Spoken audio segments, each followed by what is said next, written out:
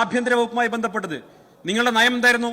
അന്നത്തെ മുഖ്യമന്ത്രിയും ഇന്നത്തെ പ്രതിപക്ഷ നേതാവുമായിട്ടുള്ള ശ്രീ പിണറായി വിജയൻ പ്രഖ്യാപിച്ചല്ലോ, UAPA അമെന്റ്മെന്റ് ആക്ട് കേരളത്തിൽ നടപ്പാക്കില്ല എന്ന് പ്രഖ്യാപിച്ച് നാക്ക് വായിലേക്ക് ഇടുന്നതിന് മുമ്പല്ലേ രണ്ട് സഖാക്കളെ അതേ നിയമത്തിന്റെ പേരിൽ പിടിച്ച് അകത്തിട്ടത്. അക്കാലത്ത് ഞാനും ഗോവിന്ദൻ മാഷും ഒരു ചാനൽ ചർച്ചയിൽ പങ്കെടുത്ത് ഞാൻ ഗോവിന്ദൻ മാഷ് വെച്ചു, അല്ല മാഷേ, നിങ്ങൾ ഈ നരേന്ദ്രമോദി സർക്കാരിന്റെ UAPA അമെന്റ്മെന്റ് ആക്ട് ഇവിടെ നടപ്പാക്കില്ല എന്ന് പറഞ്ഞിട്ട് എങ്ങനെ നടപ്പാക്കി എന്ന് വെച്ചാൽ മൂപ്പർ എന്നോട് പറഞ്ഞു, അത് ഈ ഭരണവും ഭരണകൂടവും വ്യത്യസ്തമാണെന്ന് പറഞ്ഞു. എനിക്കിതുവരെ തിരിഞ്ഞിട്ടില്ല എന്നാണ്. അത് അവരുടെ പാർട്ടിക്കാർ കൂടി തിരിയാത്തത് കൊണ്ടാണ് ഇത്തവണ തളിപ്പറമ്പിലടക്കം അവർക്ക് തോൽക്കേണ്ടി വന്നത് എന്ന് പറയാൻ ഞാൻ ആഗ്രഹിക്കുകയാണ്. ഇവിടെ മതവർഗീയതയ്ക്കെതിരെയുള്ള വിധി കൂടിയാണ് സർ വന്നിട്ടുള്ളത്. കടുത്ത വർഗീയ പ്രചരണം ഞാൻ മത്സരിക്കുന്ന സ്ഥലത്തടക്കം നടത്തി. എന്താ പറഞ്ഞത്? ന്യൂനപക്ഷ ഏകീകരണം ഉണ്ടായി, മുസ്ലിം ഏകീകരണം ഉണ്ടായി എന്നാ പറഞ്ഞത്. സർ, ഞാൻ തോൽപ്പിച്ച സ്ഥാനാർത്ഥിയുടെ പേര് VPP മുസ്തഫ എന്നാണ്. അവിടുത്തെ മുസ്ലിം കമ്മ്യൂണിറ്റി സന്ദീപ് വാര്യർ കോട്ട് ചെയ്തിട്ടുണ്ടെങ്കിൽ അതെങ്ങനെയാണ് സർ മതവർഗീയതയാവുന്നത്? എന്റെ പ്രിയ സുഹൃത്ത് ജോയ് ഇവിടെ ഇരിക്കുന്നുണ്ട്. അദ്ദേഹത്തിന്റെ സമുദായം തവനൂർ മണ്ഡലത്തിൽ എത്രയാ ഉള്ളത്?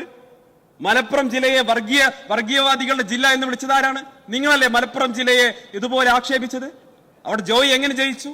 അങ്ങനെ ഒട്ടേറെ ഉദാഹരണങ്ങളൊക്കെ ചൂണ്ടിക്കാണിച്ചു തരാൻ സാധിക്കും. ഞാൻ അതിലേക്ക് ദീർഘമായി കിടക്കുന്നില്ല. ഇവിടെ BJPയുടെ ബഹുമാനായിട്ടുള്ള നേതാവ് സ്വർണം കട്ടവൻ ആരപ്പ, സഖാക്കളാണേ അയ്യപ്പ എന്ന് ഞങ്ങൾ പാടി എന്ന് പറഞ്ഞു. ഞാൻ അദ്ദേഹത്തോട് ചോദിക്കാൻ ആഗ്രഹിക്കുകയാണ്, എനിക്ക് അങ്ങയുടെ എല്ലാ ബഹുമാനവും ഉണ്ട്. അവിടെ 3 അംഗങ്ങൾ BJPയുടെ ഇരിക്കുന്നുണ്ട്. ഇവിടെ സ്വർണ്ണക്കൊള്ള നടന്ന കാലഘട്ടത്തിൽ നിങ്ങൾ മൗനത്തിന്റെ വാൽമീകത്തിൽ ഒളിച്ചിരിക്കുകയായിരുന്നില്ലേ? 10 ദിവസം ആ സ്വർണ്ണക്കള്ളക്കെതിരെ പ്രതിഷേധിച്ചതിന്റെ പേരിൽ ജയിലിൽ കിടന്നിട്ടാണ് UDFന്റെ അംഗമായിട്ട് ഞാൻ ഈ നിയമസഭയിൽ എത്തിയിട്ടുള്ളത്. നിങ്ങൾ എവിടെയായിരുന്നു? കോൺഗ്രസിന് നേട്ടമുണ്ടാകും എന്ന് വിലയിരുത്തി സ്വർണ്ണക്കൊള്ളക്കെതിരെ വായ തുറക്കാൻ പോലും BJP തയ്യാറായില്ല. നിങ്ങൾ മനസ്സിലാക്കണം. എന്റെ കയ്യിലുള്ളത് 2019 BJPയുടെ പ്രകടന പത്രികയാണ്, സങ്കല്പ് പത്ര. അവിടെ ഇരിക്കുന്ന BJP അംഗങ്ങൾക്ക് പലർക്കും അറിയുന്ന കാര്യമാണ്. അതിൽ ശബരിമലയെ കുറിച്ച് പറയുന്നുണ്ട്. We will endeavor to secure constitutional protection on issues related to faith and belief എന്ന് ശബരിമലയെ കുറിച്ച് 36-ാം പേജിൽ പറയുന്നു.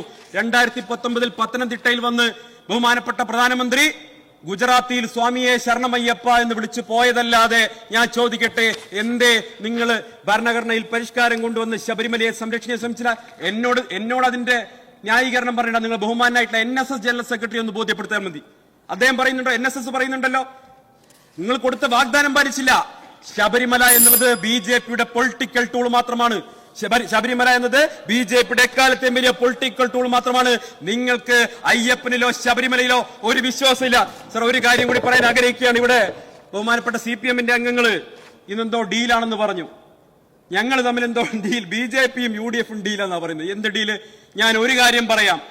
UDF സർക്കാർ ഒരു കാലത്തും BJPയുമായി ഡീൽ ഉണ്ടാക്കാൻ ഒരു പാലവും പണിയില്ല എന്ന ഉറപ്പ് ഈ കേരളത്തിലെ ജനങ്ങൾക്കുണ്ട്. ഒരു ബ്രിഡ്ജും ഞങ്ങൾ ഉണ്ടാക്കില്ല. ആരാണ് ബ്രിഡ്ജ് എന്ന് സഭയ്ക്കകത്ത് പറഞ്ഞത് നമുക്കറിയാലോ. CPM UDFന്റെ മന്ത്രിസഭയിൽ നിന്ന് ഒരാളും ഒരു പോലീസ് മേധാവിയെയും ദത്താത്രേയ ഹൊസബോളയെ കാണാൻ വേഷം മാറ്റി വിടില്ല എന്ന ഉറപ്പ് കേരളത്തിലെ ജനങ്ങൾക്കുണ്ട്. അതുകൊണ്ടാണ് ഞങ്ങൾക്ക് അവര് വോട്ട് ചെയ്തത്. അതുപോലെ തന്നെ UDF സർക്കാർ നയിക്കുന്ന ഒരു പരിപാടിയിലും യോഗി ആദിത്യനാഥിന്റെ ആശംസാ സന്ദേശം വായിക്കില്ല എന്ന ഉറപ്പ് കേരളത്തിലെ ജനങ്ങൾക്കുണ്ട്. അതുകൊണ്ടാണ് ഞങ്ങൾക്ക് വോട്ട് ചെയ്തിട്ടുള്ളത്. ഇവിടെ നീറ്റ് എക്സാമുമായി ബന്ധപ്പെട്ട് ചില കാര്യങ്ങൾ പറയേണ്ടതുണ്ട്. നമ്മുടെ വിദ്യാർത്ഥി സമൂഹം വലിയ ആശങ്കയിലാണ്. ബഹുമാനപ്പെട്ട കഴക്കൂട്ടം അംഗത്തെ വിളിച്ച് ആശംസയർപ്പിക്കാൻ മനസ്സ് കാണിച്ചിട്ടുള്ള നമ്മുടെ കേന്ദ്രത്തിലെ വിദ്യാഭ്യാസ വകുപ്പ് കൈകാര്യം ചെയ്യുന്ന മന്ത്രി പക്ഷേ നീറ്റിന്റെ എക്സാമിൽ വിഷമം അനുഭവിച്ചിട്ടുള്ള അവിടുത്തെ ആത്മഹത്യ ചെയ്യപ്പെട്ട കുടുംബാംഗങ്ങളെ ഒന്ന് വിളിക്കാൻ പോലും മനസ്സ് കാണിച്ചിട്ടില്ല. പക്ഷേ ധർമ്മേന്ദ്രജി കഴക്കൂട്ടം അംഗത്തെ വിളിച്ച് ആശംസ അർപ്പിക്കുന്നത് നമ്മൾ കേട്ടു. ദയവ് ചെയ്ത് കഴക്കൂട്ടം അംഗം ഒന്ന് വിളിച്ച് പറയണം ധർമ്മേന്ദ്രജിയോട്, ഈ പണി പറ്റില്ലെങ്കിൽ ഒന്ന് ഇറങ്ങിപ്പോണം. ഇതാണ് ഈ രാജ്യത്തെ ജനങ്ങൾ ആവശ്യപ്പെടുന്നത്, കുട്ടികൾ ആഗ്രഹിക്കുന്നത്. എന്തായാലും കഴക്കൂട്ടം അംഗം കുട്ടികൾക്ക് മിഠായി വാങ്ങി ഇങ്ങനെ മേശപ്പുറത്ത് വെതറി കൊടുക്കുന്നത് കണ്ടു. സന്തോഷം.